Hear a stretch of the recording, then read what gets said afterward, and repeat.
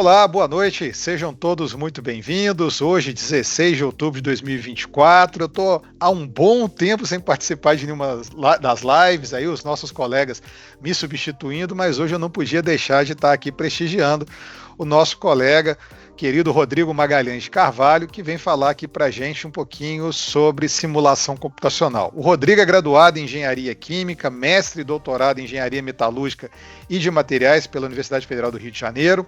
Atualmente é professor adjunto do Departamento de Engenharia Metalúrgica e de Materiais da mesma casa. Rodrigo, muito obrigado novamente por estar aqui conosco, ter aberto a sua agenda. Tem alguns anos que eu estou tentando trazer o Rodrigo para dar essa palestra aqui para a gente está rindo porque ele sabe que é verdade, né?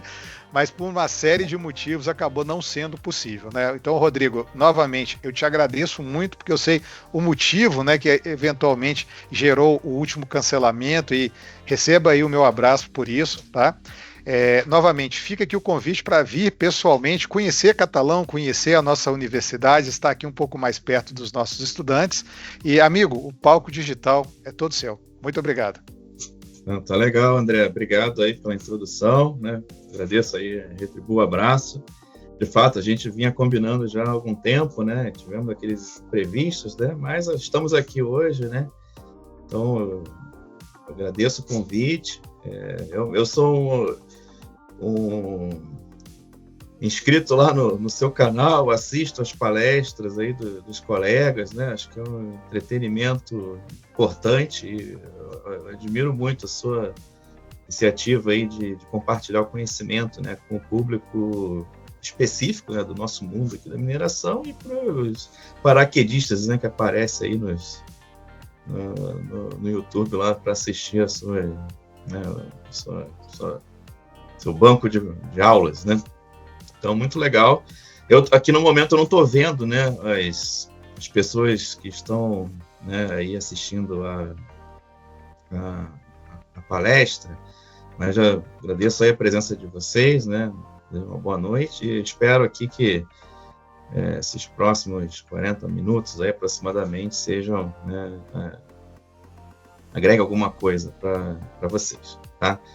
Bom, então o tema dessa palestra aqui é, de fato, simulação computacional, né, como uma ferramenta para resolver os problemas nesse nosso mundo aí de processamento mineral, né? Então, eu organizei essa apresentação, né, da seguinte forma. Então, eu vou mostrar para vocês, né, contar um pouquinho de introdução, né, falar um pouquinho da minha trajetória, né, o que eu faço, onde eu atuo, né, o que a gente consegue fazer lá no laboratório, e um pouquinho também de modelagem em simulação computacional, né? Então, prestar uns conceitos gerais, né, que às vezes tem muita confusão aí do que é um modelo, o que é, né, um modelo empírico, um modelo fenomenológico, quando que a gente precisa usar um modelo mais avançado, tá? Então, a gente vai abordar esses conceitos, né? Vou falar um pouquinho de simulação de processos, né? Então, quando a gente fala de simulação aí de circuitos, né, esses simuladores aí diversos que existem, e também aqui de modelo dos elementos discretos, né, uma ferramenta, digamos, recente, né, que o uso está cada vez mais difundido, né, o conhecimento comum, né, e como a gente está falando de ferramentas para resolver problemas, de fato, ela é uma ferramenta que nos permite resolver diversos problemas aqui no nosso mundo, né. E aí eu selecionei para vocês alguns estudos de caso, né? Então, assim, são problemas que a gente abordou e resolveu, né? Cobrindo aí uma ampla gama de desafios, né? Processos, situações, cenários, né? Envolvendo aí moagem, né? Moagem de barras, moagem de bolas, sistemas dinâmicos, né? E também alguns problemas que envolvem a modelagem mecanicista, né, que aí pode ser, talvez esse termo assuste no primeiro momento, e mostrar como que a gente pode, de repente, pagar um preço maior de ter um modelo que custa mais para poder dar um resultado para a gente, mas ele dá um resultado mais rico, né, e permite ampliar aí a sua utilização para cenários diversos, né. E eu separei também aqui uns problemas de manuseio de granéis, que é um tópico recente, né? Tenho atuado aí nos últimos anos, né? Eu acho que é interessante mostrar para vocês, até não necessariamente processamento mineral, mas em áreas, quando a gente lida com sólidos, a gente está falando aí de partículas, né? Então tem algumas áreas que se beneficiam, né, de modelos, né, e ferramentas que a gente desenvolve para a indústria mineral, né? Bom, então, o André já colocou, né, eu sou formado em engenharia química, né, não muito tempo atrás, né, então, em 2017, me formei lá na Escola de Química da FRJ, né, e naquela época lá eu me formei com a ideia de atuar em modelagem, simulação e controle, né, então fiz meu projeto lá nesse assunto. Mas eu já trabalhava no Laboratório de Tecnologia Mineral, então o professor Luiz Marcelo Tavares, era meu orientador na época, e aí a gente identificou um nicho, né, num determinado assunto, que era o modelo mecanicista da moagem, né, que naquela época, lá em 2009, quando eu estava, talvez 2008, 2007, né, quando eu estava no meio do mestrado, iniciando o mestrado, o DM, né, Measurement Discreto, começou a crescer, e aí a gente identificou que se a gente investisse nesse assunto, né, a gente já está desenvolvendo coisas novas e dando um passo adiante aí no que se existia em modelos, né, para descrever a moagem, né? Então, na verdade, é um processo antigo, né, os modelos, né, para previsão aí de desempenho de moagem são antigos também, ainda eles não são perfeitos, né? Então, tem um nicho ali, a gente identificou na época, então propusemos lá um modelinho, né? Eu vou admitir, não é um modelo simples, é um modelo complexo, a utilização não é trivial, mas ele se mostrou bastante promissor, a gente conseguiu prever assim, resultados, efeitos, né, na época, por exemplo, efeitos de tamanho de bola, grau de enchimento, velocidade, com uma qualidade melhor do que os modelos fenomenológicos lá, famosos, né? Bom, e aí funcionou para moagem de bolas, então quando eu investi no doutorado, né, a gente deu um salto, né, indo para um problema um pouquinho mais complicado, né, que era descrever, né, o funcionamento do moinho SAG, né? Na época, as mineradoras de ferro, né, Samarco, Vale, estavam, né, estudando, né, aplicações aí, o potencial da aplicação de moinhos semiautógenos, né, na moagem de minério de ferro, né? Então a gente aproveitou essa onda aí, né, de ter uma ferramenta legal e ter talvez um interesse grande aí das grandes mineradoras, e a gente trabalhou na moagem mecanicista da moagem SAG, né? E desde então essa atuação aí abriu várias portas, né? Porque o modelo de fato inovador, né? E hoje, né? A gente trabalha não só com diminuição, mas com também manuseio de granéis. Aí mais à frente eu vou contar um pouquinho mais de como a gente chegou nisso, tá? Bom, e hoje, né? Eu sou professor adjunto na Escola Politécnica, né? Na Universidade Federal do Rio de Janeiro, e também na COP, né, que é a nossa unidade de pós-graduação, né? Então, o nosso departamento lá, ele é híbrido, né? Então, a graduação aqui é o Departamento de Metalurgia e Materiais, né, o DMM, e na pós-graduação lá, né, que é a COP, a gente é o Programa de Engenharia Metalúrgica e de Materiais, né? Então, desde 2014 eu atuo lá. Atualmente, eu sou coordenador acadêmico do nosso programa, né? Então, já deixo aí um convite, né, para quem quiser, se tiver interesse, né, a gente tem inscrições abertas aí para a nossa pós-graduação, no mestrado e doutorado. Nesse momento, estão abertas as inscrições, né, para o início, lá em março de 2025. Né? E eu sou vice-chefe do Laboratório de Tecnologia Mineral, onde eu trabalho lá com o meu antigo orientador, né, e no laboratório Marcelo Tavares. Né? Eu também faço parte desse grupo, né, o Global Comminution Collaborative, que é um grupo internacional de instituições, são 8 instituições ao redor do globo, aí, com especialistas em diversos aspectos de comminuição, né? A gente enfim, vai ditando aí os rumos das nossas pesquisas, né? Dá apoio às empresas, né? Estudantes, né? Então é bem interessante participar desse grupo, né? Do GCC. Bom, então a minha atuação particular, né? Então, hoje, né, eu trabalho com modelagem e simulação de processos, né? Então, como esse modelo mecanicista da moagem, contínuo desenvolvimento, né?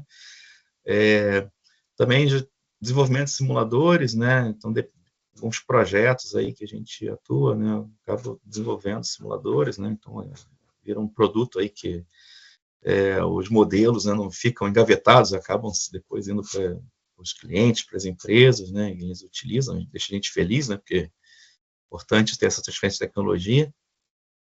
Recentemente, a gente voltou a atuar com simulação dinâmica, né, e controle de processos, né, e aí também faz parte aí da minha atuação, né, a implementação de modelos, e meus alimentos discretos, né, então comecei lá em 2009, né, desde então, estou atuando aí em processo de cominição, degradação durante o manuseio, processo de classificação, né, separação por tamanhos, né, calibração de parâmetros, né, que é uma etapa importante para a utilização desse método. Aí dentro de manuseio de granéis, né, então eu atribuí, né, esse termo que se chama simulação avançada de manuseio de granéis, né, que ele envolve a combinação, né, de elementos discretos com a previsão de quebra, né. Quando a gente manuseia materiais, a gente não quer quebrá-los, né, mas isso acontece, né? Os materiais sofrem quedas, né, impactos, né, e é importante conseguir prever o que vai acontecer quando você vai passar aquele material granular por uma rota, né, de manuseio. Então, a gente tem esse termo aí, simulação avançada do manuseio de granéis, né. E aí vai desde minérios, né, claro, começou com minérios e também esses aglomerados, né, pelotas, as matérias-primas siderúrgicas, né, sinter, coque, né. E mais recentemente, né, então a questão aí de substituição de combustíveis fósseis, né, por fontes renováveis, né. A gente tem atuado também com degradação, né, de biomassa durante o manuseio. Então, por exemplo, briquetes, né, de carvão, pellets de carvão, tudo isso a gente vem atuando recentemente, né. E aí as operações, né, então tem chutes, empilhamentos, né, retomadas, silos, né, tudo isso a gente cobre dentro do contexto de manuseio de granéis.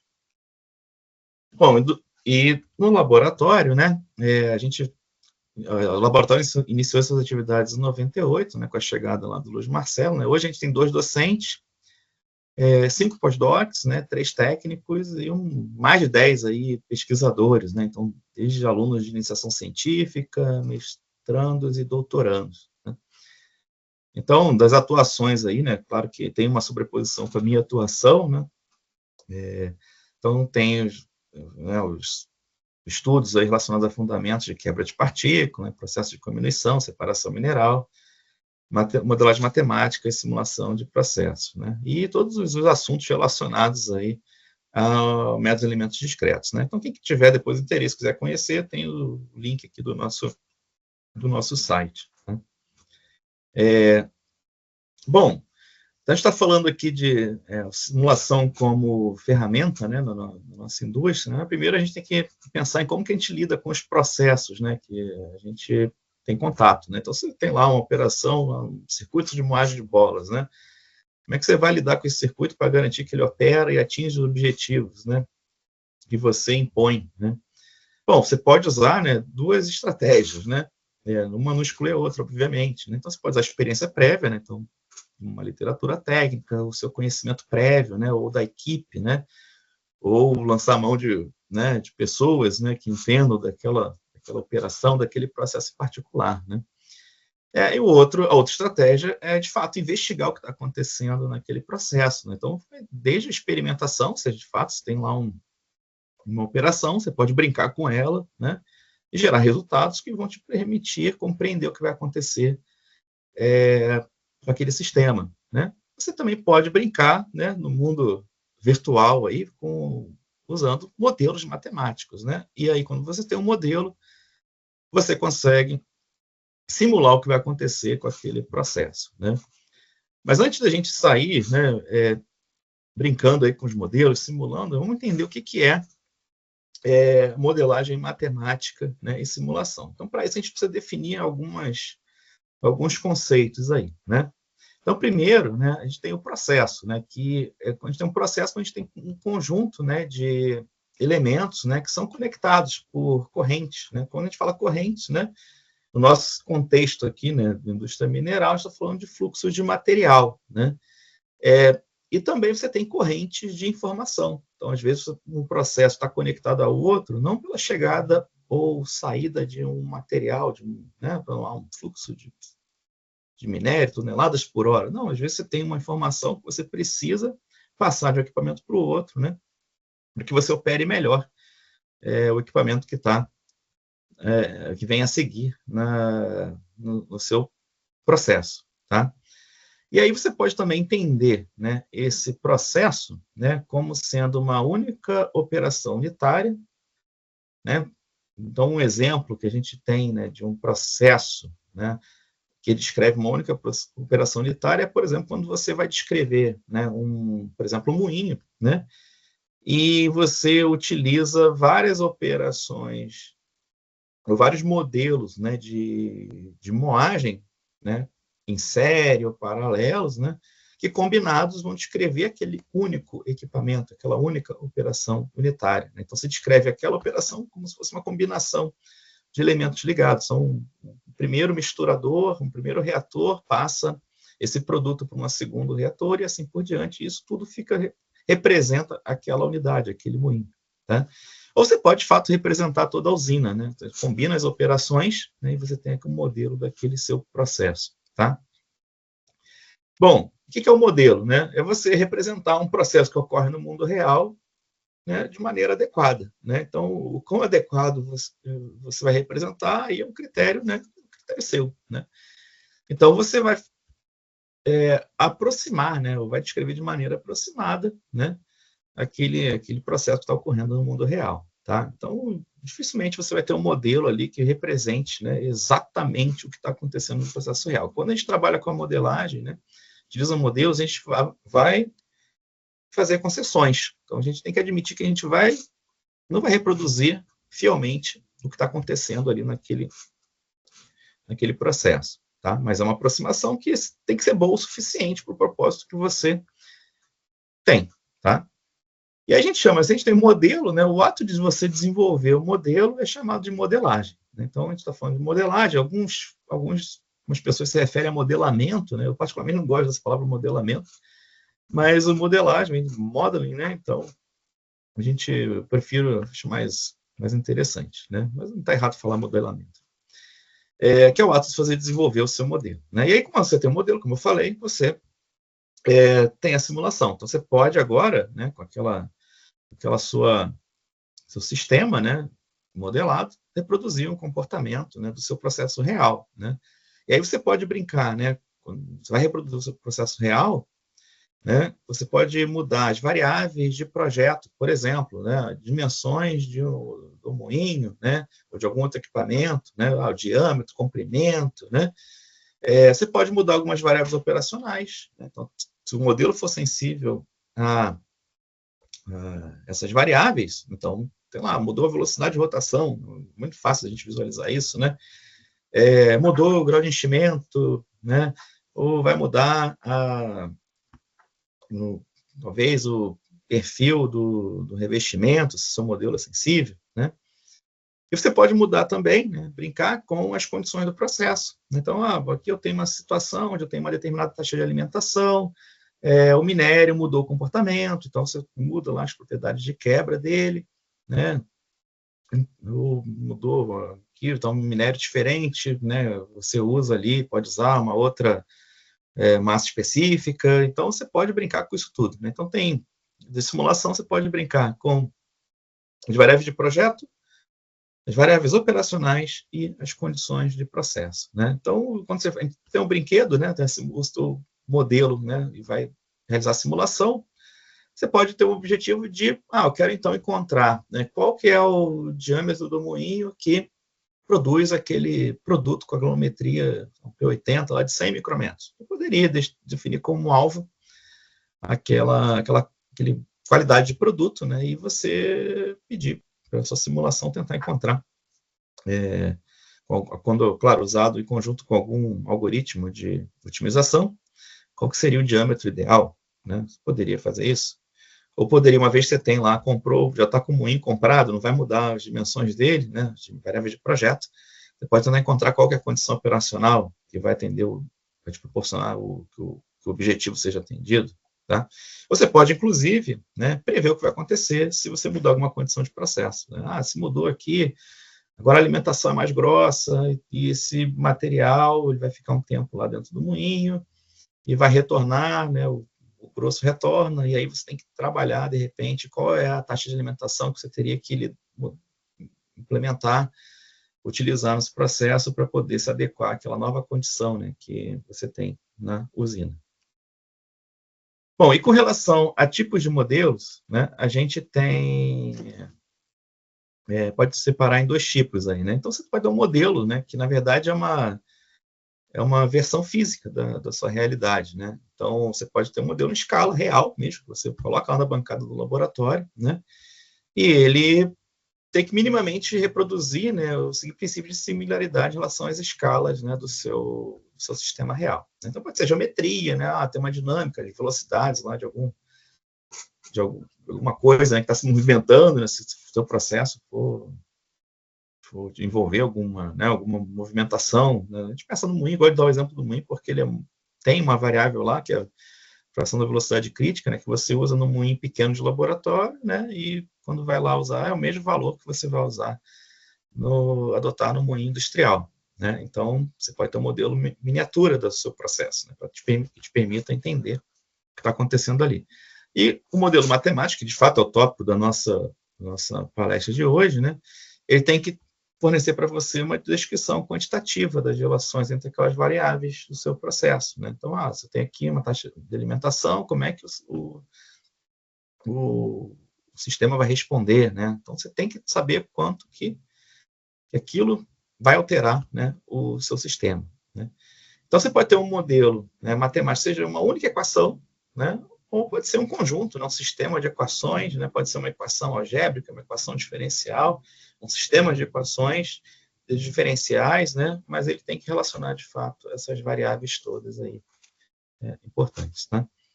Bom, é um exercício, né, que a gente faz de abstração da realidade, uma aproximação, né, e ele vai servir ali para aquela realidade da aplicação, né? Mas o grande objetivo que a gente tem, né, é prever o que vai acontecer com o processo, tá?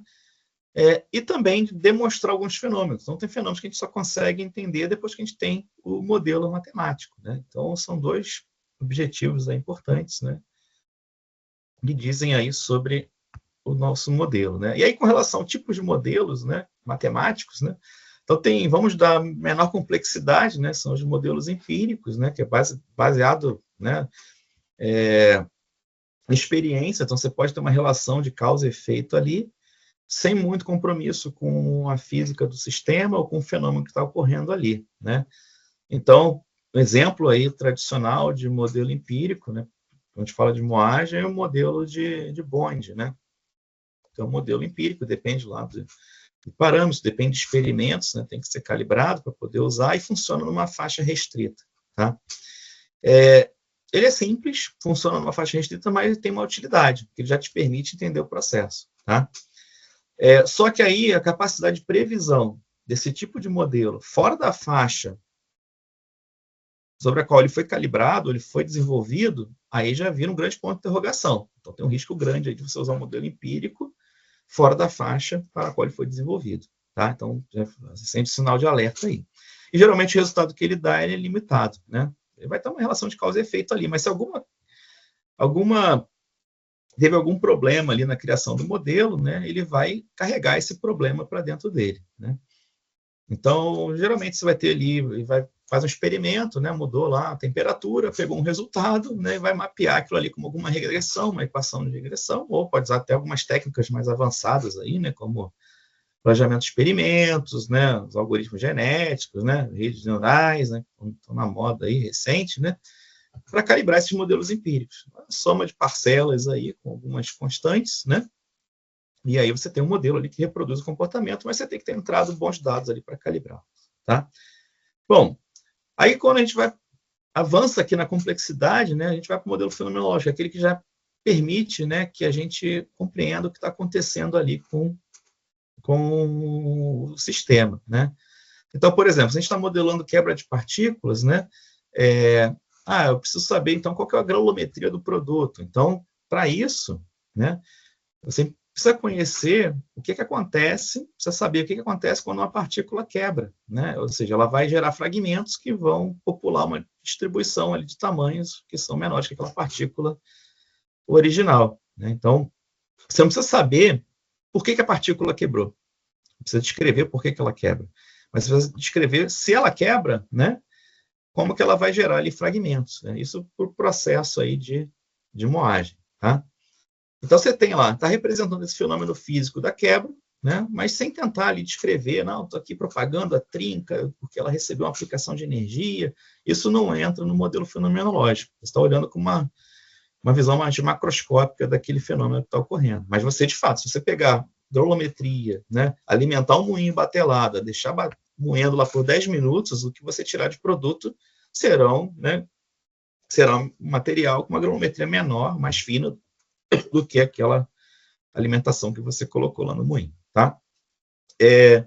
Bom, com relação a fenômenos, né, e a gente, no modelo fenomenológico, se tenta obedecer às equações de conservação, né? Então, tem equações aí fundamentadas em fenômenos de transporte, balanço de massa, né? São exemplos aí desse tipo de modelo, né? E o legal é que, em relação ao modelo empírico, você consegue realizar algum nível de extrapolação. Então, aquela questão de prever o que vai acontecer num cenário, né, hipotético, você já consegue fazer, né, embora com limitações no modelo fenomenológico, tá? Bom, e aí tem o terceiro nível, né, de modelos, né, que são os modelos mecanicistas, né? Então, aí você tem que, de fato, compreender, né, o que está acontecendo ali na escala micro, né? Então, por exemplo, vou descrever a quebra da partícula agora, então preciso entender que ela vai receber uma energia, e aí, dependendo da quantidade de energia que ela recebe, ela vai quebrar de um jeito, vai quebrar de outro, né? Ela pode estar ali presente, né, num leito de partículas, então ela tem ali vizinhança, né, que também vai dividir aquela energia que foi recebida, né? Então, você tem uma informação mais fundamental, né, que descreve aquele teu processo, né, alvo. Então, por exemplo, se eu descrevo o que acontece, eu entendo muito bem o que acontece com uma partícula que recebe uma determinada energia, se eu pensar que o processo de moagem esse fenômeno de aplicação de energia, né, em todas as partículas que estão, né, habitando ali no interior do moinho, né, você conhece o que acontece, conhece a energia e a condição que aquela partícula recebeu, você consegue, então, se você somasse todas as respostas a essa aplicação de energia, você tem ali uma descrição mais detalhada daquele sistema. Qual que é o problema? Se eu estou falando de um moinho, como é que eu vou conheço a energia que está sendo aplicada ali naquele sistema para cada partícula que está presente, partícula de minério que está presente dentro do equipamento, né? Então, essa é uma pergunta importante, né? Então, a gente tem que olhar agora qual uma ferramenta que pode dar essa informação para a gente, né? Então, a gente, abrindo um parênteses aqui, né? Agora, com relação a tipos, né, de modelos matemáticos, né, mas aplicados agora de maneira sistêmica, naquela família lá de modelos fenomenológicos, né, basicamente, como elas têm ali, permitem um certo nível de extrapolação, né, e dão uma informação quantitativa, né, do que está sendo gerado, né, em cada operação unitária, a gente pode falar agora de simulação de processos, né? Então, o processo era aquela combinação de operações, né, conectadas aí por fluxo, né? Então, quando você tem aqui na simulação de processo, né, então tem um exemplo aqui de um circuito de moagem, né? Então, sem entrar muito em detalhes aqui, o que esses bloquinhos coloridos estão descrevendo, né? Então, basicamente, esse circuito aqui, ele tem dois moinhos que operam em paralelo, né? A moagem a seco de escória, né? Então, você tem ali em rosa as alimentações novas do circuito, né? Então, são dois moinhos, e cada bloquinho azul ali é um modelo de moagem, né? Um modelo fenomenológico, tá? Então, cada moinho desse está sendo descrito aí por um conjunto de pelo menos uns 7, 8 blocos de moagem, né? Com algumas etapas de classificação ali em verde. Tá? Isso para descrever um circuito com dois moinhos em paralelo, né? Então, esse sistema aqui, né, ele está descrevendo, né, claro, uma operação unitária com vários blocos, né, com vários modelos de moagem, tá? Fenomenológicos, né? E aí você tem cada entrada de um modelo desse, né, vai passar por uma transformação ou alguma classificação, alguma separação e vai alimentar, né, um bloco seguinte, tá? Então, estão conectados. Vejam que esses sistemas, né, a gente fala de processo, né, um circuito aí de beneficiamento, tem vários reciclos, então isso impõe um certo desafio, né, quando você vai resolver esse sistema, né? E a gente tem que ter modelos que sejam capazes de lidar com isso, né? Claro que para fazer essa etapa de simulação de processo, né, tem vários simuladores aí comerciais abertos, né? Não vou entrar em detalhes de nomes aqui. Isso já é uma técnica que já vem sendo usada aí há bastante tempo, né? Pelo menos desde os anos 80, né? Essa simulação. E, geralmente, esses simuladores eles operam em regime estacionário, né? Então, ele considera ali, né, que os fluxos, as propriedades são todas constantes, né? Então você vai, quando resolve um circuito desse, né, que tem reciclos, você vai encontrar uma solução que vai te dar uma condição de estabilização numérica, tá? Então ele está presumindo ali que as derivadas, né, do tempo são iguais a zero. Então nada é transiente. Então, você vai encontrar um ponto ali que é uma solução do seu processo. Claro. É claro que isso pode ser um problema, porque, de repente, você tem uma condição, né, numa usina que você está reproduzindo, e aí, por algum motivo, alguma variável vai ter que ser mudada, né, seja lá, por algum equipamento que para, ou uma mudança da propriedade do minério. E o sistema, quando você roda um simulador estacionário, ele vai encontrar um outro ponto, né, de estabilização numérica, uma outra solução, se ela existir, obviamente, né. Pode ser que, para chegar nesse novo ponto, ele passe por alguma condição, isso no mundo real, né, quando sai de uma variável para outra, que deixa o seu circuito instável, né, ou atinge lá o que a gente chama de abismo, né, que é um ponto de pinch, né, e aí você tem que interromper a operação, né. Então, de repente, para chegar nessa nova solução, a carga circulante aumenta tanto que o teu sistema não consegue operar, você tem que desligar a alimentação.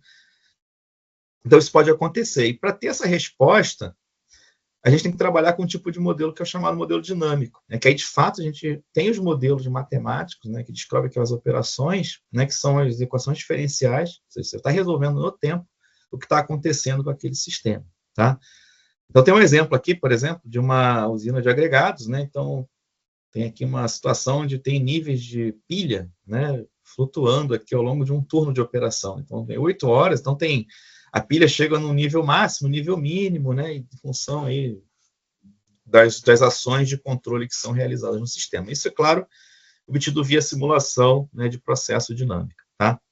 Então, você consegue ver gargalos do sistema, analisar a variabilidade daquele processo em tempo real, né, projetar, né, e otimizar o sistema de controle, né, para manter, de fato, a usina operando, né, próximo do seu ponto ponto ótimo. Bom, agora falando da classe de modelos, né, assim, a aplicação dos modelos mecanicistas, não dá para falar de modelo mecanicista, né, sem falar dos mais elementos discretos, né. Então já o DM, eu acredito você já assistindo várias palestras aí, né, do curso, né, já não é uma novidade para vocês, então não vou colocar a equação de DEM aqui, mas é só para mostrar o seguinte, que a gente tem casos, principalmente assim, moinhos, né, que a gente não consegue medir o que está acontecendo lá dentro, né? Então, ou vai ter que lançar mão de sensores, uma combinação de sensores, né? Então, aí depende do avanço das tecnologias, né? Mas o nosso equipamento aí, né, na indústria mineral principalmente são opacos, né? Então a gente não consegue visualizar o que está acontecendo, né? Não medir fluxo particulado é difícil, né? Nem todas as usinas têm instrumentação, né? Ou tem disponibilidade de instalação ou de parada da operação para medição. Então, ou é difícil ou é caro a gente medir esses fluxos de material particular, né? E você tem um equipamento opaco, né? Eu tenho um exemplo aqui, por exemplo, de um VTM, né? Com a carga de bolas, né, simulada no DEM, E a vantagem dessa técnica é que a gente consegue, né, olhar o que está acontecendo aqui na simulação, né, quando a gente seta aqui a parede do revestimento do moinho, né, de forma translúcida, né? Então, você é como se estivesse olhando ali o que está acontecendo, né?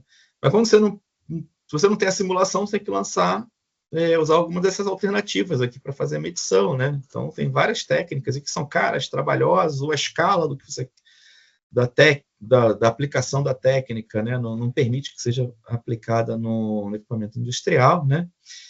E aí, por exemplo, quando você quer entender o que está acontecendo dentro do equipamento, né? Uma solução, né? É você colocar lá uma placa de acrílico, numa placa translúcida, colocar uma escotilha, né? Quando isso permite, né? Então, só que aí tem um problema. Quando você faz isso, você vai observar o que está acontecendo na fronteira daquele sistema. Aí tem um exemplo aqui desse moinho girando, né? Um moinho batelado, com uma carga de bolas, né? Com uma tampa acrílica. Então, aqui não tem minério. Se tivesse colocado minério aqui, a gente não ia conseguir ver nada, né? Porque a poeira aqui dentro ia praticamente bloquear a iluminação, né? Então, nesse caso, a gente está vendo o que está acontecendo nessa camada aqui de bolas que está, né, tocando a placa de acrílico, né? Então, no caso do moinho de bolas, esse efeito aí da parede é até pequeno, mas tem equipamentos que isso é relevante, então tem que atentar para isso, tá? E tem variáveis que são muito difíceis de a gente medir, né? Algumas grandezas, algumas quantidades. Por exemplo, a força de interação entre partículas, energia dissipada, orientação da partícula, velocidade rotacional, tá? Então, tem algumas grandezas que são difíceis, tá? Bom, com relação ao DM, né, então, de fato, ele permite que a gente meça essas grandezas, né, porque você está resolvendo ali equações individuais, né, de movimento para aqueles elementos do seu sistema, né? Então, ele te permite modelar esses sistemas levando em consideração a geometria real, né? Ele te permite extrapolar, né, condições, né? Por exemplo, está se falando muito agora, né, mineração espacial, então você pode simular o que vai acontecer num processo que envolve sólidos, mudando lá a gravidade, né, dentro da sua simulação, né? E com isso você tem um brinquedo ali mais realista, né? Você pode tentar antecipar problemas, né, condições críticas, né? E com isso reduzir experimentos que você vai fazer em bancada, pode tentar já otimizar o projeto e condições operacionais antes de fato começar a operar. Projetos criativos, né? Então você pode desenvolver uma máquina nova, né, se você tem um modelo DM ali adequado, né, para aquele seu propósito, tá? E pode reduzir aí o risco, né, das operações, né? Então, tem uma figura aqui que é curiosa, né, um problema aqui de um chute, né, que para de operar, de alimentação não foi desligada, então virou essa pilha aí de minério, né? Claro que não foi porque não se fez simulação, né? Provavelmente foi um problema ali, mas a gente ilustra, poderia de repente antecipar isso aqui né, se acontecesse, parar essa operação aqui e continuar alimentando, o que vai acontecer? Qual que é a área ali de impacto desse vazamento? Tá? Então, dito isso, né, essa breve introdução sobre simulação, né, eu queria falar para vocês sobre alguns casos, né, que a gente abordou aí na história, né, do nosso laboratório, né, alguns mais recentes, obviamente, em que envolvem simulação de processos, né? Então, aqui no caso, a gente tem um circuito, né, de moagem de coque, né, de uma siderúrgica, né? Então, o circuito lá, ele tem, né, uma alimentação de coque, né, que às vezes tem variação de teor de umidade, né? Esse coque, ele chega e alimenta aqui uma peneira flip flow, né? O grosso da peneira, né, ele vai alimenta o moinho de barras, né, que é esse quadradinho vermelho aqui, e o fino, né, se junta com o produto do moinho mais à frente e alimenta 2 silos, né? E lá nesse sistema, ele tem uma planta de sinterização, que é alimentada pelos 2 silos, né, em paralelo, e ele tem que manter, né, essa taxa de entrega para a planta de sinterização constante, né? E aí o que acontece? Como tem variação, teor de umidade do material que alimenta a peneira, ela muda o desempenho quando a operação está ocorrendo, né? Então, a sua eficiência de separação ela muda. Então, dá para ver aqui no gráfico, né, a diferença em função aqui do tempo de operação a partir da limpeza, ou seja, quando ela entope, né, em função da presença de água, até 70 minutos, ela continua aqui com uma boa eficiência, quase com zero curto-circuito. E conforme ela vai avançando, né, o curto-circuito aqui já começa a mandar muito fino para dentro do moinho, né? Então muda completamente aqui seu desempenho. Bom, isso, é claro, afeta a moagem, né, e vai afetar a produção. Então, o desafio aqui era manter essa planta entregando, né, uma taxa constante para a sinterização, né? E como é que a gente modelou isso? Usamos a modelagem dinâmica, né, com controle de processos, então tem controle, né, do nível, né? Então os sinais aqui, ó, tem uma setinha aqui do fluxograma, ó, isso implementado em Simulink, né? Os níveis de silo alimentam aqui um controlador que vai dosar a alimentação do circuito, tá? Então ele regula a alimentação. Se o silo está cheio, ele tem que parar a alimentação do circuito. E de fato isso acontece. Nessa planta ela fica desligando e ligando a alimentação para poder, porque tem os limites aí dos silos de baixa capacidade, tá? E um outro parâmetro importante que ao longo da vida útil das barras, que é cerca de 90 dias, a operação não repõe barras, deixa ali a barra desgastando, vai perdendo diâmetros, muda completamente a condição de moagem, tá? Então tem um controle, né, que é uma escala de tempo menor, né, e uma adequação, né, das condições aqui do processo, uma escala de tempo mais longa, né, para compensar, né, a perda de capacidade de moagem em função da redução do grau de enchimento, né, dado pelo desgaste das barras. Tá? Bom, isso aqui que acontece, a gente consegue reproduzir por simulação, né, então tem aqui, ó, no gráfico da esquerda, por uma janela de 90 dias, que é praticamente a vida útil da barra, esse gráfico aqui tem o tempo em dias, né, então de 0 a 90, e aqui o grau de enchimento. Ele começa lá com 15% de grau de enchimento de barras, e eles só vão trocar as barras quando ela chega lá em 4%, ou seja, é muita diferença, né?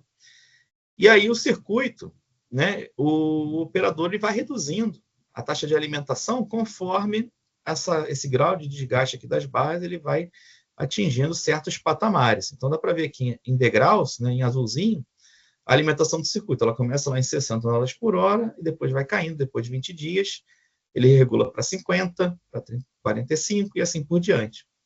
E aqui esses picos invertidos aqui significa a parada de operação em função do enchimento do silo. Ou seja, o silo encheu, a sinterização não consumiu, ele desliga a alimentação, né, para poder aliviar o silo. Quando o silo esvazia, ele retoma a alimentação do circuito.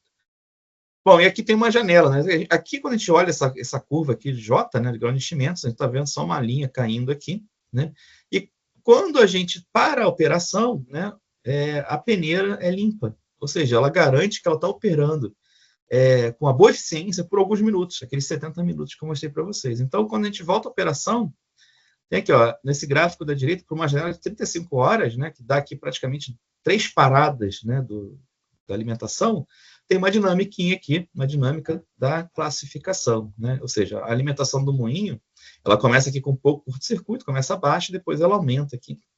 E quando você alimenta mais material para o moinho, o tempo de residência daquele material é mais baixo, né? Então a eficiência da moagem ela piora. Tá? Então esse é o tipo de resultado que a gente pega com a simulação de processos, né? Que se você olhar só a simulação estacionária, né, não olhar na dinâmica, isso aqui não aparece. Tá? Um outro cenário interessante, né, que a gente está atacando, né, é a simulação dinâmica multicomponente. Né? Então, com esses desafios recentes, aí, os minérios empobrecendo, né, então tem uma pressão aí para fazer as blendagens, né, de minérios, né, para tentar, no geral, concentrado ainda bom, né, mas aí aproveitando materiais, né, rejeitos. Né? Então, é um exercício aqui de simulação. Isso aqui não é um caso, né, hipotético, não vou revelar de onde é aqui, mas é um sisteminha, né? Você tem 2 minérios que vão compor uma alimentação de circuito de moagem, com classificação por hidrociclone, né? E aí, com a simulação multicomponente, é possível você rastrear os componentes minerais. Então, aqui, por simplicidade, a gente definiu aqui 2 minérios de ferro, né? IO1 e IO2, né? Que tem teores, né, de minerais, ou composição mineral aqui variando, né? De hematita, quartzo totalmente liberados, né? E aqui a gente definiu esse M de partículas mistas, né? Você consegue compor esse minério com esses minerais aqui, né? Então, esse é o tipo de resultado que a gente gera com esse mapeamento, né? Com a simulação dinâmica, né? Então, dá para você, por exemplo, reconstruir aqui o teor de ferro de cada corrente da simulação, tá? E aí, quando vai para a análise da dinâmica de fato, né? Então, se você, por exemplo, começa a adicionar um minério mais resistente na composição da alimentação, né? Você aumenta ali a carga circulante do circuito, porque vai moer menos, né? O minério que está dentro do moinho. E aí você observa o seguinte, redução da taxa de quebra de ambos os componentes, né, daqueles minérios lá. Então, aqui tem uma função seleção, né, que te dá a taxa de quebra em função do tamanho, né, a curva tradicional aí de moinho de bolas, né. Então, você tem aqui os componentes, né, preto, né, e vermelho, tá? São os minérios diferentes no início de uma simulação, que vem lá de uma condição operacional. E aí, depois de você aumentar essa composição, alterar a composição da alimentação colocando o minério mais resistente, o que vai acontecer? A taxa de quebra dos dois minérios vai cair, né? Que é essa curva tracejada aqui, tanto a cinza quanto a vermelhinha, tá?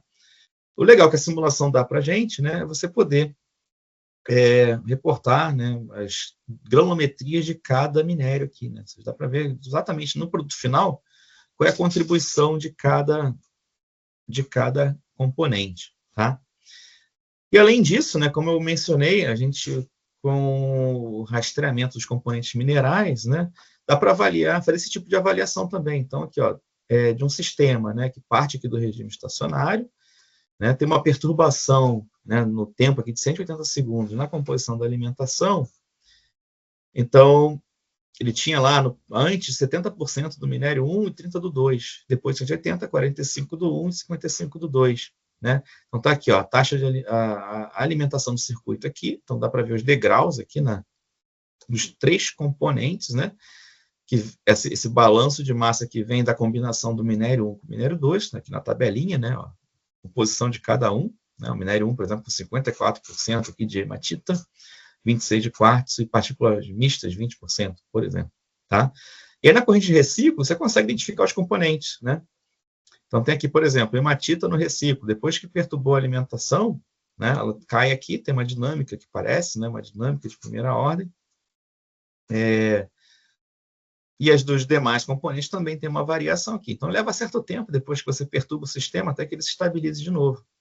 E isso é uma consequência desse sistema com reciclo. Né? Então, aqui tem um reciclo só. Então, se tem um circuito mais complexo com vários reciclos, né, essa estabilização ela demora mais a ocorrer. Tá? E aqui a gente pode ver também na saída do moinho, né, o que está acontecendo com esses componentes. Né? Então, ele parte de um cenário e vai para o outro. Então, esse aqui é um exemplo de resultado que a gente gera com a simulação dinâmica, né? No caso aqui, multicomponente. Tá? Bom, agora indo para as aplicações de modelo mecanicista, primeiro caso aí, né, que de aplicação de modelo mecanicista da moagem lá no nosso grupo, né, foi a modelagem, de fato, do moinho de bolas, né, e ele envolve no seguinte, você roda uma simulação DM, né, que reproduz o movimento da carga moedora, ou seja, o movimento das bolas naquele tamborzão horizontal que é o moinho, tá?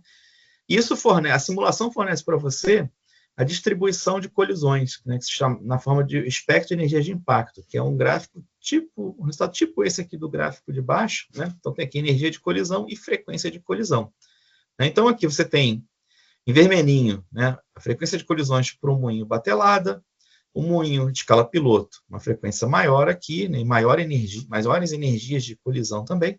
E aqui, moinho industrial, tem essa curva aqui em preto, né, que aí chega a energias de magnitude bem mais alta, né, e também frequência de choques maior, porque tem mais bolas, né, no moinho industrial. Tá? Então, com isso, você acopla, né, a equações de balanço populacional, ou seja, equações que vão descrever a quebra de partículas, tá? Você consegue prever o que vai acontecer na moagem sem retrocálculo, porque normalmente, por exemplo, quando a gente quer entender o que está acontecendo na moagem com o modelo fenomenológico, você faz um ensaio batelado e tenta retrocalcular parâmetros de função quebra, função seleção, para ajustar aqueles dados que você gerou no laboratório, ou os dados que você coletou de uma amostragem na usina, se for o caso de do moinho industrial. Aqui nesse caso, não. Você tem uma informação fundamental do regime de energia que o moinho está proporcionando para aquelas partículas, né? Então, claro, energias maiores vão ter um resultado diferente quando comparados a energias de colisão menores, mas o modelo mecanicista contempla tudo isso, tá? Mas eu não vou entrar em detalhes aqui como fazer. Tem uma palestra do Luiz Marcelo, né, Tavares, lá do ano passado, né? Então, de repente, o André, quando editar, pode colocar o link aí anexado, onde ele fala desse assunto com mais detalhe. Então, vocês podem, quem estiver mais curioso, pode resgatar a palestra do ano passado, lá do Tavares. Tá? E o legal desse sistema aqui, mecanicista, é que uma vez que você caracterizou um minério em bancada, né, você pode pegar essa caracterização desse minério, as propriedades de quebra dele, e aplicar em outros moinhos. Né? Então, tem um exemplo aqui, né, 3 moinhos de batelada, né, do mesmo diâmetro, mas com tamanhos de bolas diferentes. Essencialmente, são moinhos diferentes. Né? E a gente pode ver que o resultado, né, da aplicação do modelo, ao reconstruir aqui a função seleção, né, a taxa de quebra por tamanho de partícula em função do tamanho de bola. Essa é uma previsão que os modelos fenomenológicos tradicionais já não dão tão bem. Tá? Mas o modelo aqui mecanicista, ele dá um bom resultado nesse sentido. Né? Então, quando a gente fez essa previsão, né, foi quase há 10 anos atrás. Né? Então, a coisa avançou bastante desde então. Bom, com relação dando o salto seguinte, né, e até foi o assunto lá do meu doutorado, né, 10 anos atrás, de fato, com o sucesso da aplicação de bolas, né, a gente aplicou na moagem SAG. Só que na moagem SAG tem um problema. A carga moedora do moinho SAG, ela depende do minério que está sobrevivendo lá dentro. Né? Então, tem que ter as partículas, os corpos moedores autógenos, combinados também as bolas. Né? Então, essa aplicação é um pouquinho mais complexa. Por quê? A gente, a priori, não conhece o conteúdo, ou seja, a distribuição dos corpos moedores autógenos dentro do moinho SAG. Né? Então, nesse caso, a simulação tem que fornecer para a gente, né, essa composição da carga moedora autógena do moinho SAG. Então, é um processo que se torna iterativo. Né? Então, como é que começa? A gente chuta aqui, estima uma distribuição da carga moedora autógena inicial, realiza a simulação DM daquele moinho, com essa carga moedora autógena, mais as bolas, tá? Isso gera o espectro de colisões, né, essas distribuições de energias de impacto, referente a esse moinho, nessa condição operacional, com essa estimativa de carga moedora, e aí você consegue, com a descrição da quebra daquele minério, ou seja, aqui tem várias curvas de granulometria que vão aqui na escala do eixo Y, por exemplo, passante, né? 0,001% passante, é uma curva aqui quase horizontal. Isso aqui é uma curva característica de perda mássica superficial, ou seja, aquela quebra puramente de abrasão. A gente perde um pozinho ali da superfície da partícula. Aí você vai aumentando a energia de impacto, o que vai acontecendo? Você vai transitando da quebra de abrasão pura para uma mistura de quebra superficial com quebra do corpo da partícula, o estilhaçamento. Até que gera essa curva aqui que vai aqui entre 10% e 20% passante, que é uma curva puramente aí de quebra do corpo da partícula. Tá? Então, a gente calcula o quanto que essas partículas estão dentro do moinho vão quebrar, e aí volta aqui para o modelo. Então, isso aqui fica girando, né, até gerar, né, uma carga, né, novamente calculada pelo modelo mecanicista, e uma vez que tem uma mudança significativa, aí volta aqui para rodar um novo DM com uma nova carga moedora autógena. Vai fazendo isso até que ocorra a convergência do método. Tá? Nesse caso, tem aqui alguns exemplos de resultados que a gente gera, né, com esse tipo de modelo aplicado à moagem. Então, tem aqui um moinho piloto, um moinho SAG, que é bem padrão para dimensionamento desses moinhos, fazer testes, né, nesse moinho de 1,80 m de diâmetro. Então, aqui, para o mesmo minério operando aqui no modo SAG, né, esse tipo de resultado que a gente conseguiu gerar. Né, isso sem retrocálculo, né, isso é bem legal, porque está muito próximo do que é medido, basta que a gente tenha caracterizado, né, o minério de cobre, que foi alvo desse estudo, no laboratório, foi o que de fato a gente fez. Tá? Então, a granulometria do Roldaco, que está dentro do moinho, né, esse moinho, quando ele entra em regime estacionário, ele é esvaziado, né? Então, se faz análise do roll-up, né, tem essa granulometria da alimentação e também da descarga. No modo autógeno, as curvas mudam um pouquinho, mas o modelo, né, que são representados, os resultados do modelo que são representados pelas linhas aqui, contínuas, né, eles se ajustaram muito bem, né, tanto para o roll-up, que é a curva preta, quanto para a descarga do moinho, que é a curva azul.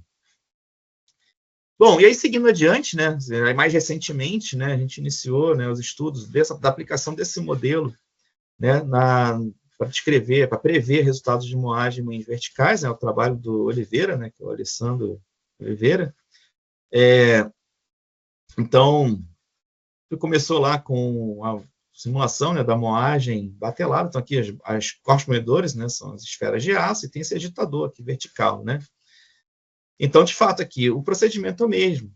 Gera o espectro de energia, né, acopla com o modelo do balanço populacional, e você consegue prever o que vai acontecer na moagem. Aqui tem um exemplo, né, de 2 previsões que foram feitas, tá?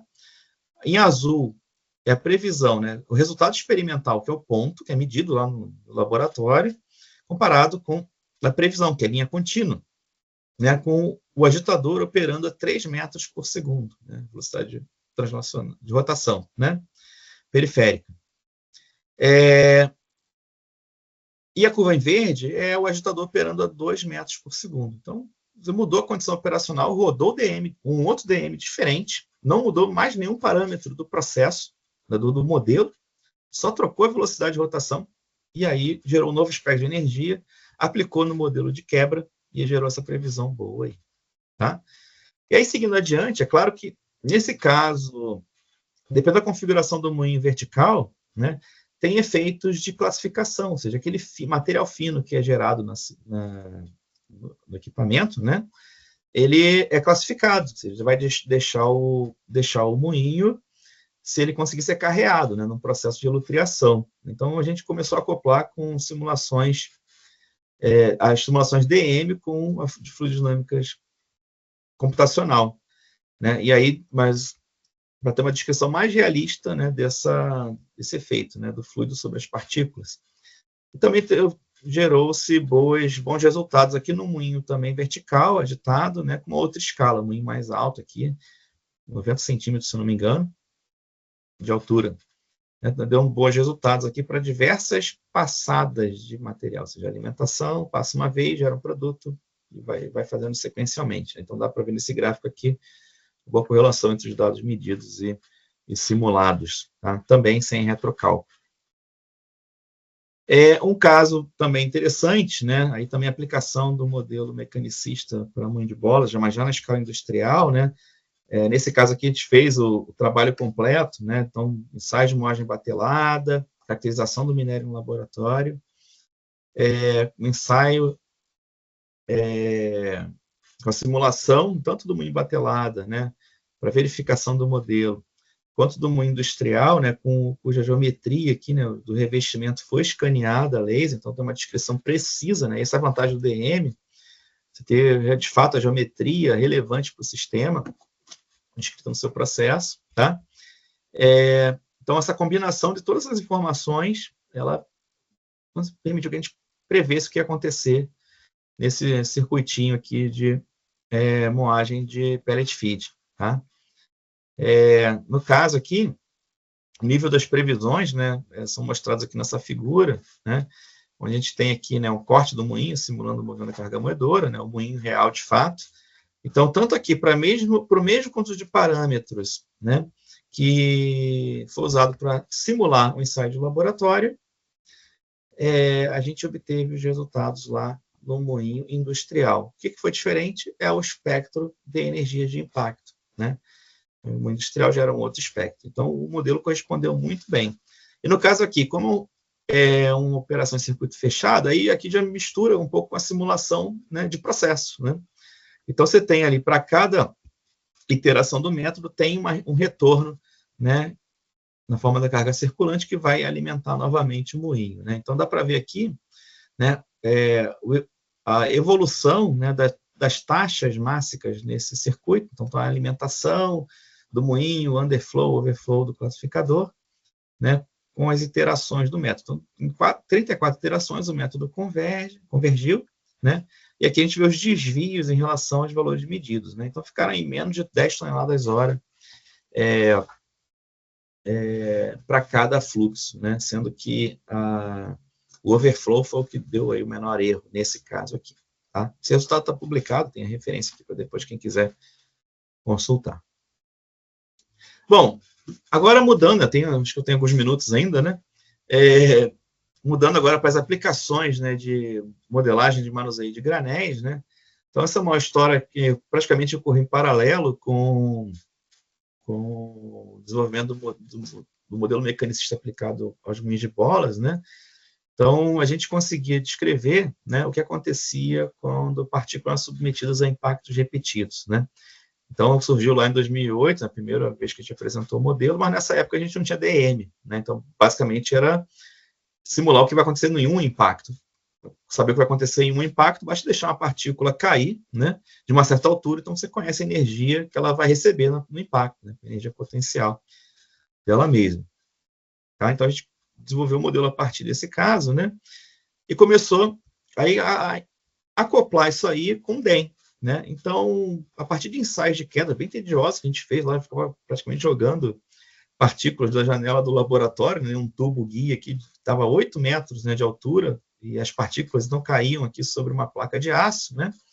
Então, a cada queda das partículas, né, dessa população aí, 10 quilos, né, de pelotas, a gente media a granulometria, né, que são esses pontinhos aqui nesse gráfico, né, e depois, com a simulação DM,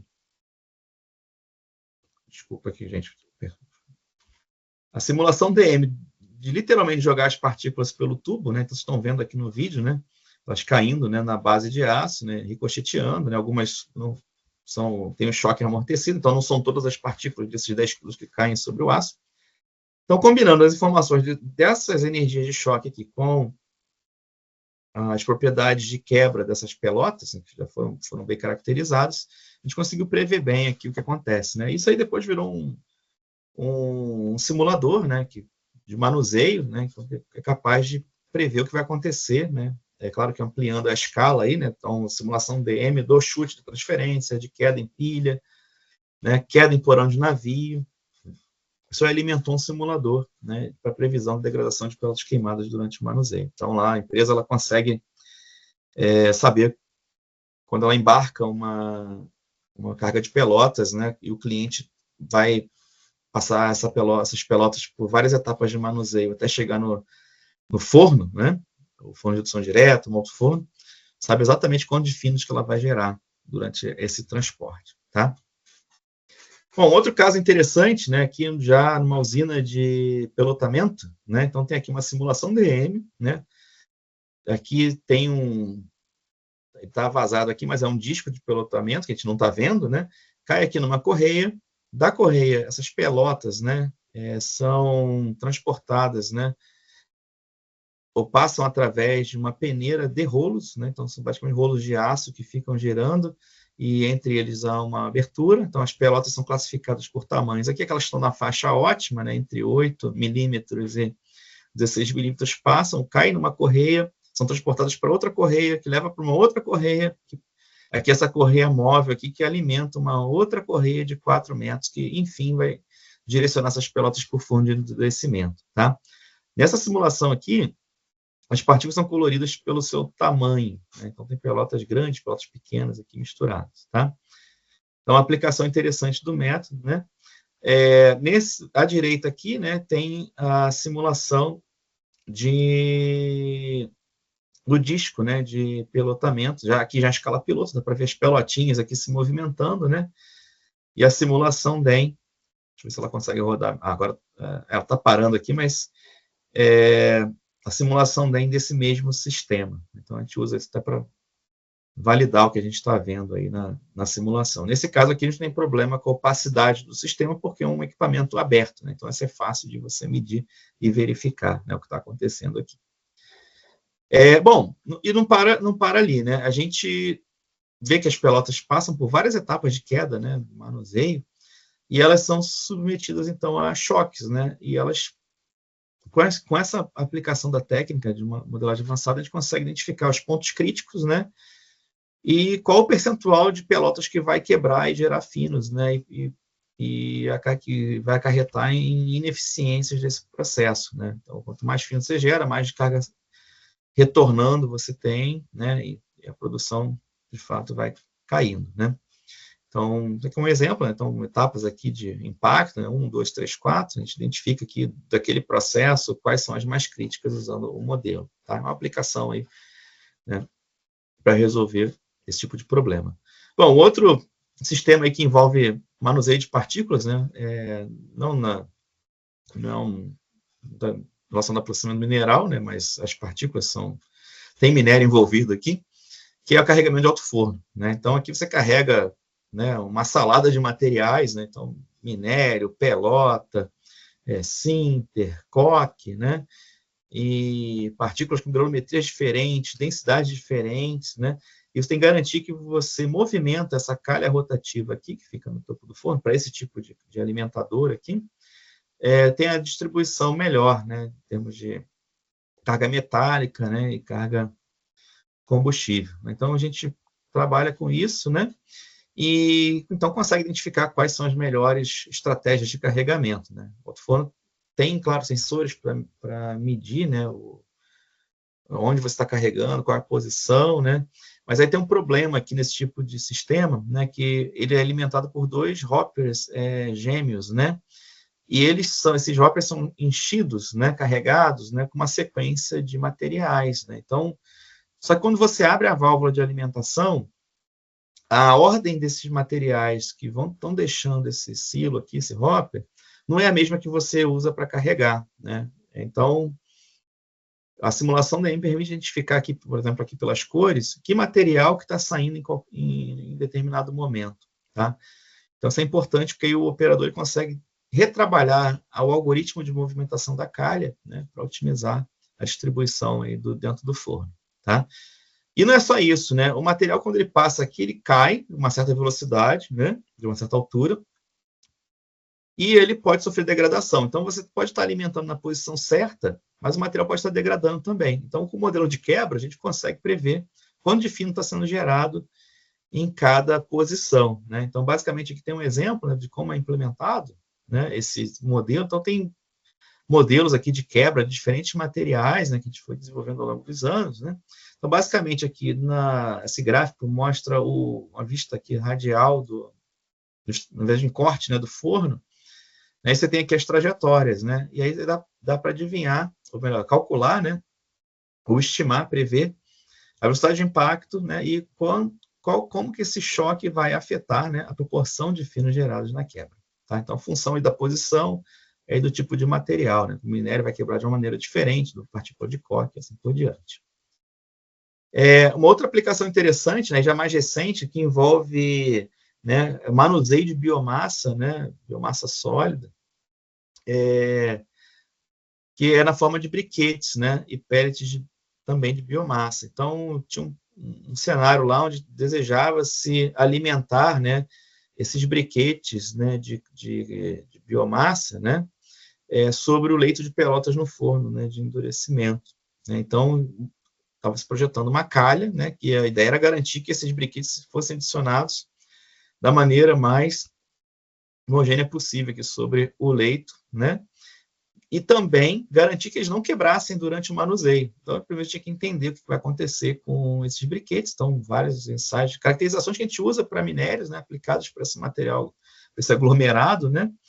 E aí a gente faz aqui os testes, né, no sistema de manuseio que a gente tem lá no laboratório. Né, dá para ver que a simulação, né, comparada com o mundo real, né, muito parecido, né, muito próximo da realidade. E aqui também uma simulação de um equipamento que vocês devem conhecer, né, que é uma bandeja aqui do pendor Rotap, né? Então tem aqui a vibração, né, e esse movimento rotativo, né? E aí a gente usa como esse material é muito de fácil degradação, a gente usa esse ensaio de peneiramento para avaliar o quanto que ele perde massa, né?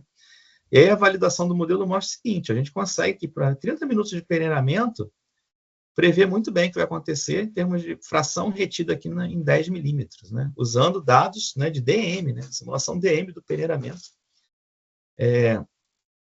Então, mostra uma boa correlação aí uma aplicação dessa modelagem avançada, né? Bom, e aí a gente atuou, né, projetando aqui, né, a partir do projeto inicial, né, dessa calha de distribuição, né, o DM foi usado, né, junto com o modelo de quebra, para garantir que esse material era alimentado, né, ele fosse alimentado na calha e caísse aqui de forma otimizada sobre o leito de Pelotas. Vocês estão vendo aqui o vídeo da direita, né, que mostra o leito otimizado, né, praticamente essa chuva de particulinhas pretas aqui é bem uniforme, né, ao longo da largura da calha, né. Aqui o gráfico mostra de fato a distribuição máxima aqui dessa calha. E o legal é que o modelo também dá, ó, onde são os pontos críticos, né, da calha com relação à quebra. Olha, tem os impactos aqui em vermelho, que são aqueles que quebraram partículas, né, nessa aplicação. Então, você pode tomar alguma decisão para poder mitigar esses impactos. Mas com esse desenho otimizado da calha, onde a gente lançou mão aqui de impactos autógenos, né, ou seja, colocou essas bandejas aqui dentro da calha para criar um leito de briquetes, né, que vai receber o choque do próprio fluxo de briquete. A gente tem aqui uma redução, né, praticamente no projeto original quebrava 50% dos briquetes, e no otimizado a gente quebra só 2% dos briquetes, que é um número muito baixo para esse tipo de material, tá? Bom, e mais recentemente a gente começou a trabalhar com outros formatos de partículas, né, tipo esses pellets de biomassa, são uns cilindros extrusados, né, e a gente aplica o mesmo conceito, né, caracteriza um laboratório e aí você usa a simulação para fornecer, né, o regime energético a qual aquelas partículas são submetidas. Bom, esses foram os casos que eu separei para vocês, né? Então, como conclusões, né? A gente pode aplicar a simulação computacional de diversas formas, né, para resolver esse mundaréu de problemas que nós temos aí. Então, desde modelos fenomenológicos, né, aqueles tipo caixa preta, né, para resolver esses problemas que envolvem fluxogramas de processos, a usina toda integrada, na sua forma estacionária e dinâmica, e os modelos mecanicistas, né, que lançam mão do elementos discretos, né, do método de elementos discretos, acoplado a outros métodos, né? Então, no nosso caso aqui, aplicando o modelo de quebra, né, ou também a fluidodinâmica computacional. Então, a gente viu essa aplicação para moinhos de bolas, moinhos verticais, moinhos SAG, né, e também esses sistemas de manuseio aí, que tem uma degradação de partículas, né? Bom, essa ferramenta é poderosa, né? Mas ela sempre que você vai usar uma ferramenta de simulação, você tem que respeitar os limites daquela abordagem que você está utilizando, tá? Senão, você corre risco de gerar resultados que podem fazer sentido no primeiro momento, mas no mundo real, ela está desconectada, né, do que você espera, tá?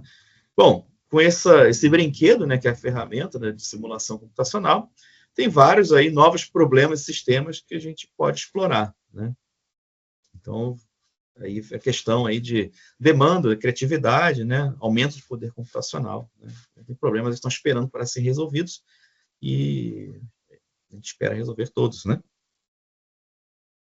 Bom, com isso eu queria agradecer, né, primeiro aí aos diversos alunos, né, técnicos, né, pesquisadores lá do laboratório, né, que participaram aí de alguma forma de todos esses casos que eu apresentei para vocês, né, as empresas parceiras aí que, né, por meio de financiamento, apoio, concessão de dados, né, compartilhamento de informações, né, contribuíram com esses trabalhos.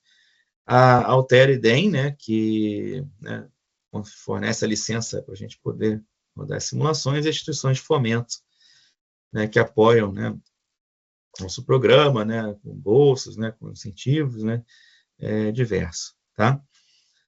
Bom, com isso eu encerro aqui minha apresentação, né, então fiquem à vontade aí para perguntas, né, comentários.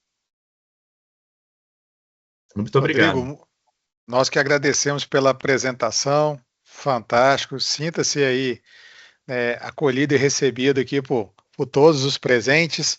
Eu vou te pedir só, por favor, Rodrigo, assim, isso, para finalizar a apresentação, para a gente conseguir se ver um pouquinho, e aí, se por acaso precisar voltar, a gente retorna.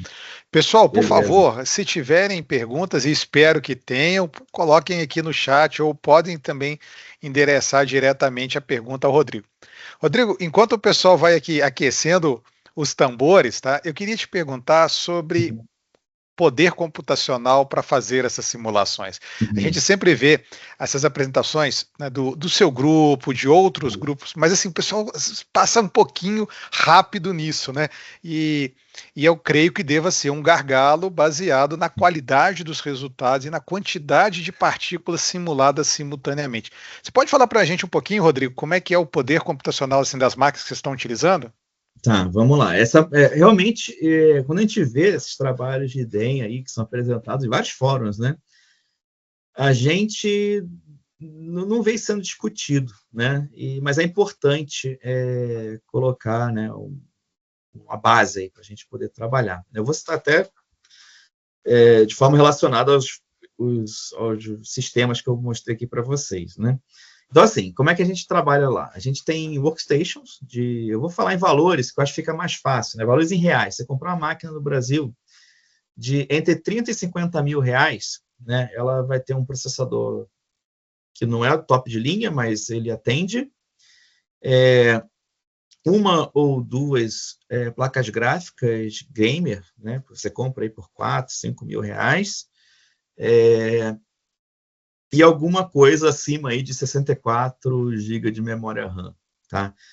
E essas são as máquinas que a gente tem usado aí no laboratório para tocar essas simulações. Em termos de simulação, a mais assim, digamos, custosa em termos de número de partícula, né? Que era para moagem, né, que era até aquela figura lá do VTM que eu mostrei, né, o moinho vertical, que é o moinho, aquele VTM 1500, né, ele tinha ali cerca de 1.200.000 bolas de aço. Tá? Eu fiz essa simulação, ela foi rodada em 2018, ou seja, não tem tempo já, e aí ela tem um porém. Tá? Quando você vai rodar uma simulação dessa, visando, né, o Renan está aí online, eu acho, né, ele pode até me interromper aqui, porque ele tá trabalhando na Altair, né, e eu vou fazer um comentário aqui, mas quando você roda visando coletar o espectro de energia, você precisa registrar a informação dos choques. Então, imagina, 1 milhão de partículas, né, numa fração de segundo ali, o número de choques que vão ocorrer, né, num leito que é relativamente compacto. Então, demanda você armazenar esses dados, aí, de fato, ter espaço em disco é importante, né, uma simulação que passa aí de 500 GB, 1 tera facilmente, e também a capacidade daquela ferramenta que você está usando de DEM, né, de armazenar essa informação, registrar de alguma forma, processando na GPU, na placa gráfica, que é quando você tem, de fato, uma aceleração daquela conta, né. Lá em 2018, o cálculo foi feito na CPU, né, no processador convencional. Então, era uma simulação de 1 mês rodando. Né. Hoje, uma simulação dessa na GPU, ela roda em horas. 1 milhão de partículas é trivial de rodar. Só que você não consegue armazenar as energias de colisão. Isso é um problema. Né.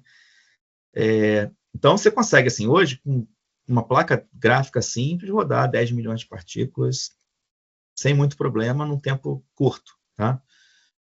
Então, por exemplo, quem vai trabalhar com isso no mestrado, aí tem um prazo de 2 anos para rodar, né? Você perder 1 mês numa simulação, ou investir 1 mês, depende do ponto de vista, né? É um risco grande, né? Que pode chegar lá no final, quando você vai dar o play, não dá certo, né? Mas quando você roda em intervalo de horas, né? É bem mais vantajoso. Eu lembro que minhas simulações de doutorado lá do Moinho Piloto SAG, eu rodava numa workstation que na época lá custou para a gente, em 2011, ela custou quase 100 mil reais. Né? E é uma máquina que a gente usava até há pouco tempo. Então, é uma máquina de mais de 10 anos, não tinha placa gráfica na época, e levava certo tempo para rodar aquelas simulações. Hoje é uma simulação que roda em minutos, né? Quando você roda na placa gráfica. Então, essa evolução me deixa feliz, que a gente consegue resolver problemas, né? Os problemas estão esperando para serem resolvidos, né? A gente fala aí de 100 milhões de partículas com algumas aplicações mais dedicadas, né? Mas, assim, para aplicar o modelo de quebra, 10 milhões eu acho que é o limite que a gente tem hoje, tá? Rodrigo, muito obrigado. Rodrigo, nós estamos com o aluno Maxo Siqueira aqui, que gostaria de fazer uma pergunta direta para você. Maxo, fica à vontade, pode abrir sua câmera e microfone e perguntar. Rodrigo, boa noite, né? Tudo bem? Obrigado aí pela, pela palestra, foi muito bom. Eu acho que isso vem muito de encontro ao que a gente realmente vive hoje dentro da indústria. É uma tendência muito grande.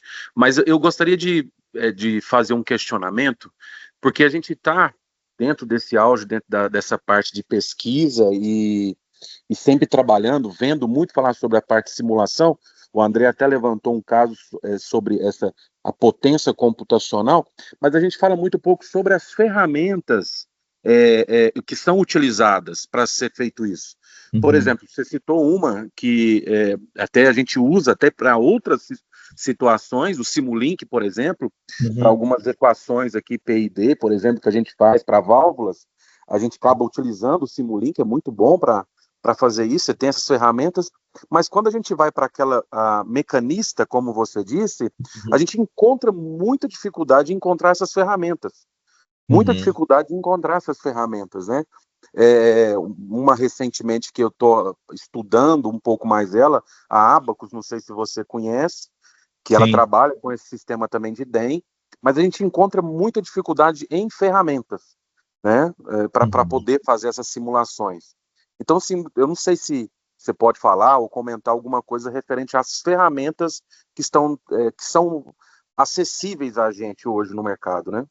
Tá, vamos lá. Então, eu acabei de propósito deixando fora aqui os softwares, o nome de software, para não criar uma visão assim enviesada, né, da área, porque cada um tem essa preferência, né, de softwares que fazem a mesma tarefa. Mas, por exemplo, para fazer simulações de elementos discretos, tá?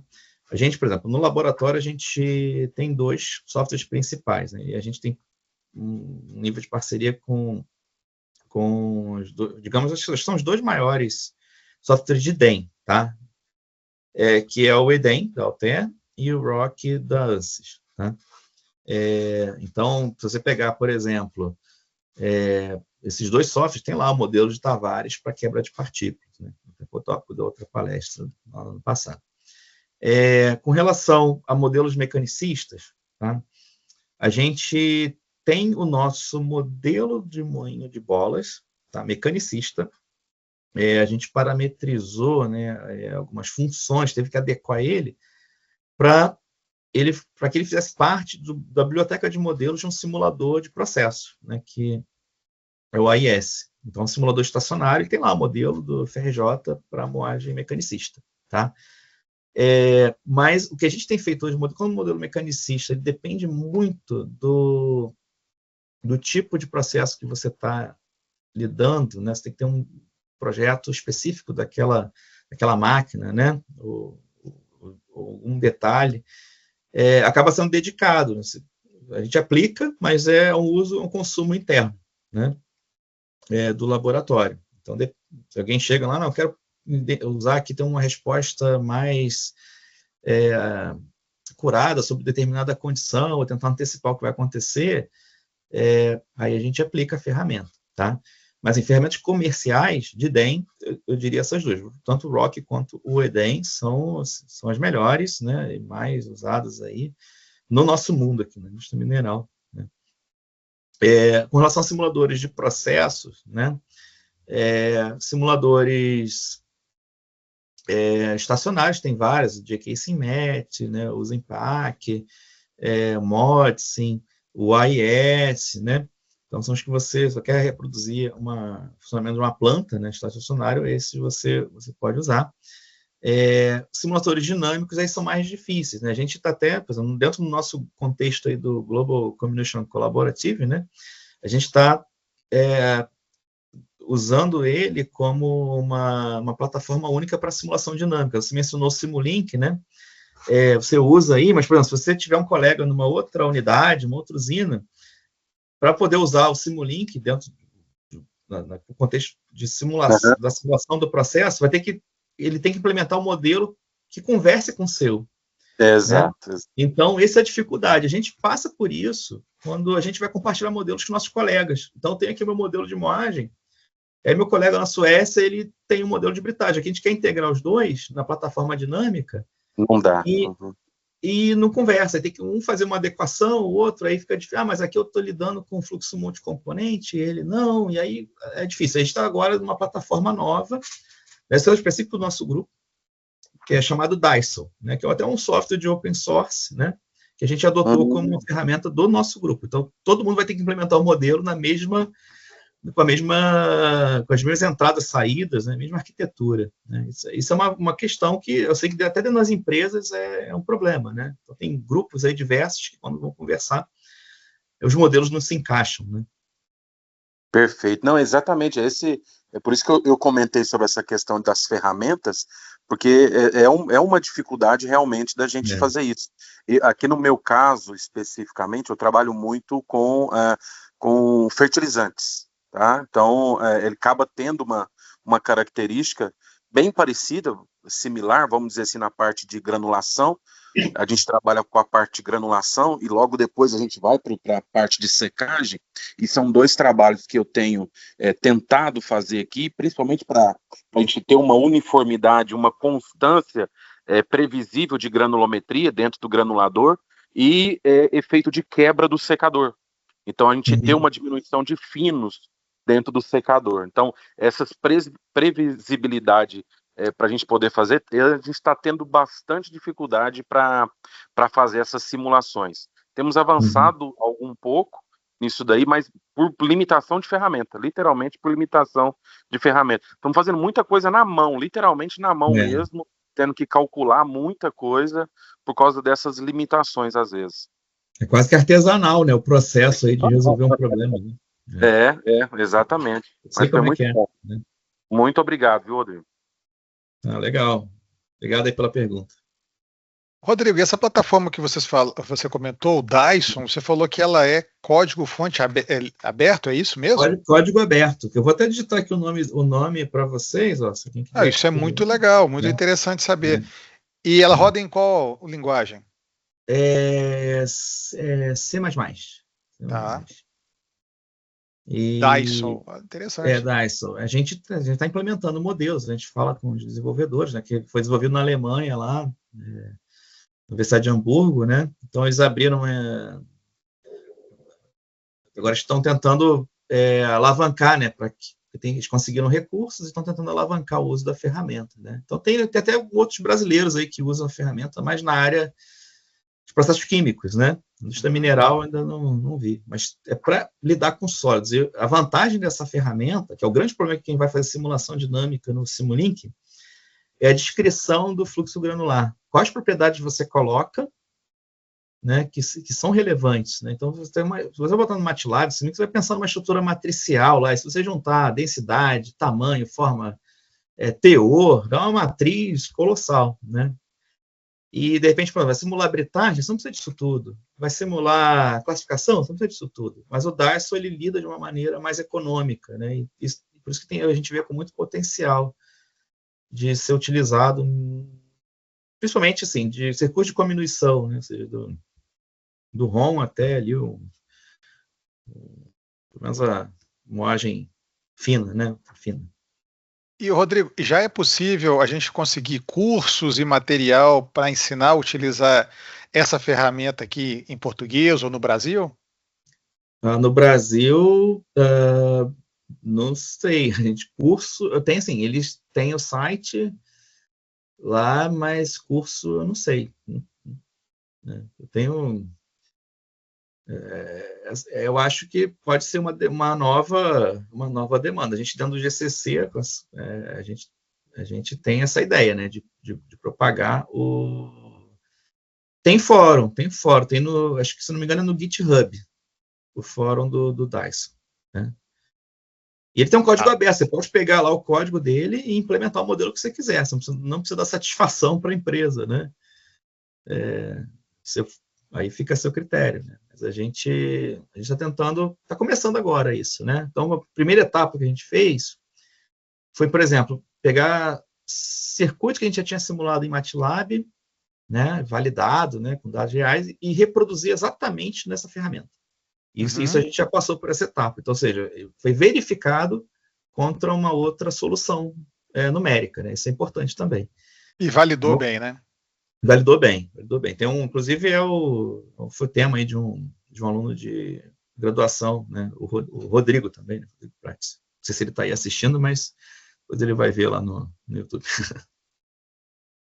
Perfeito. Rodrigo, a nossa aluna, a Aline Lara, ela lhe parabeniza pela palestra e ela gostaria de saber de que forma você acha que a simulação computacional pode contribuir para 2 pontos. Primeiro, a questão da sustentabilidade e segundo, a redução de custos operacionais na indústria mineral. Talvez a segunda seja até mais fácil de responder e depois ir para a primeira, mas fica a seu critério, Rodrigo.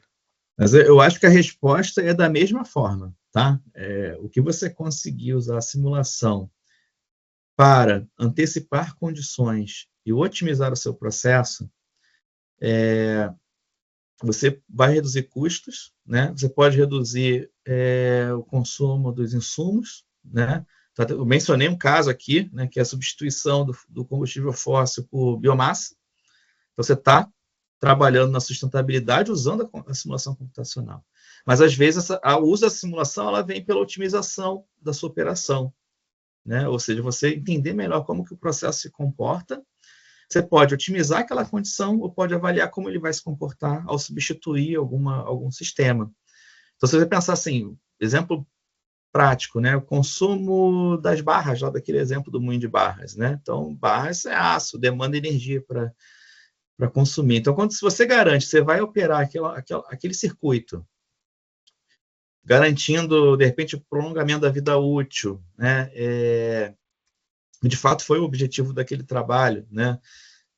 Trabalhando as variáveis operacionais, você está trabalhando em redução de custos e da sustentabilidade também, porque são menos barras aí que terão que ser produzidas para alimentar aquele moinho, né? Então, de repente, consumo de água, né? Então, é uma aplicação natural. O que você tem que saber é definir as suas metas, tá?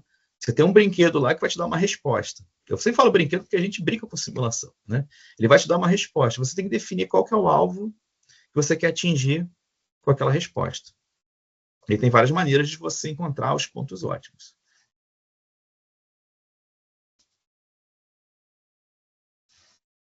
Desculpa, estava com o mudo acionado. Já que nós estamos falando de brinquedos, vocês já tentaram simular alguma coisa de flotação, Rodrigo? Flotação eu nunca simulei. Eu já assim, elutriação já trabalhei, mas flotação não. Sempre fica aquela curiosidade, assim, a gente vê muita a quebra, né, e não a agregação.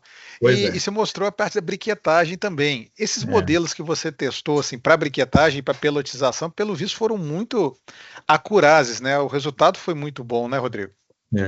Então, é legal que a gente usou um modelo de quebra de minérios, claro que com adaptações, né? Por exemplo, você pela pelota verde, né? Aquela bolinha molhada lá, que deforma plasticamente, né? A gente teve que trabalhar com a maneira que o modelo de quebra de minérios ele lida, mas a estrutura é a mesma. Isso é muito interessante. Demandou praticamente você reajustar parâmetros, né? E a gente descreveu a quebra de partículas que a gente não quer quebrar, né? Isso foi interessante. Mas aí o outro lado da história, que é a fabricação, né? Por exemplo, o processo... Eu comentei, né, no finalzinho ali, que tem problemas que estão pedindo para serem resolvidos, né? Então, por exemplo, aglomeração no disco de pelotamento, né? É um problema bonito, né? Que está pedindo para ser resolvido. Hoje a gente tem capacidade de rodar, né? Então, a gente começou a estudar, né? Mas aí teve alguns percalços aí no caminho, mas é um problema que está na nossa mira aí, né? É claro que tem que ter interesse da indústria, né? A indústria tem que apoiar essas pesquisas, né? Porque ela vai se beneficiar dos resultados, né? E a outra questão, né, é do briquete, né? A gente consegue prever a degradação do briquete. A briquetagem já é um mundo que eu ainda não trabalhei, né? Mas eu sei que, por exemplo, daria, se tivesse, né? Tem muita gente que trabalha, né, com briquetagem, né? Então, os parâmetros ali, né? Formulação, ligante, né? Até o próprio processo. Mas ainda não trabalhei, mas claro que tem um problema que poderia ser atacado ali de uma outra forma, né? Usando o DM, inclusive. Você está no mudo ainda. De novo, desculpa. É porque eu tô com um garoto que assiste televisão na sala, e se eu deixar aberto o som, daqui a pouco tem interferência, sabe? Aí eu acabo cometendo essas gafes. Rodrigo, então já fica aí o convite. Nós temos trabalhado com briquetagem já há alguns anos aqui. Nesse momento nós estamos briquetando finos de carvão e vamos começar agora a briquetar também finos de liga metálica, ferro cromo. Tá? Então, assim, o que você quiser da gente poder trabalhar junto aí nessa área de briquetagem, a gente tem como fazer a validação aqui de dados reais e para vocês alimentarem os simuladores. Seria muito interessante, que fica aí já o convite, tá? Legal, olha só, eu vou te contactar para a gente conversar melhor sobre isso aí. Fino de minério de ferro, por exemplo, a Helenice está com uma aluna fazendo uma flotação, até bem interessante o trabalho, um TCC de graduação, mas nós pegamos um material que é um fino de siderurgia, tá? Então eles compram o minério de ferro, a hematitinha tipicamente, e no transporte, no manuseio ela quebra, como você já descreveu. Esse fino eles estocam, e eles têm milhões de toneladas já desse fino estocado, e eles não aglomeram. Então a gente queria briquetar. Só que eles falaram e mostraram pra gente uma coisa que na hora até foi uma surpresa. O teor de sílica é alto nesse fino. E aí nós vamos então fazer a flotação desse fino. Teve que fazer uma moagem para fazer a flotação. E depois de flotada, a ideia é briquetar, porque é mais barato para esse pessoal da siderúrgica do que fazer uma pelotização. Então, se quiser, vai ser um prazer se a gente puder cooperar, tá? Não, legal. Eu tenho um aluno, um doutorando, que está estudando, está tentando ir além com a modelagem da degradação. Então, por exemplo, ver efeito de intempérie, né? Deixar esse briquete que você acabou de produzir, né? Estocado numa pilha, sujeito a vento, chuva, sol. O que vai acontecer com ele, né? A gente consegue prever o que vai acontecer usando o modelo? Né? Então, de repente a gente conversa aí e alinha alguma coisa nesse sentido. Legal, bom saber. Conte conosco, estamos à disposição. Briquete não está faltando aqui não, nós estamos trabalhando com carvão. E, assim, hoje, inclusive, nós conseguimos aí uns resultados interessantes com o carvão. Nosso briquete está suportando mais de 150 quedas e não está quebrando. Então, para carvão, nós temos um briquete fino. Maravilha.